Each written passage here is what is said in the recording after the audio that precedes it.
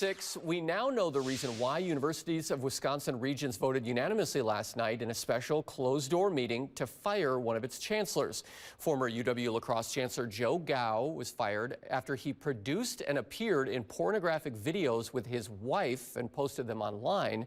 In an interview today, Gao told the Associated Press the firing violated his free speech rights and complained the regents never told him what policy he violated. He says he was never given a hearing or other opportunity to present his case.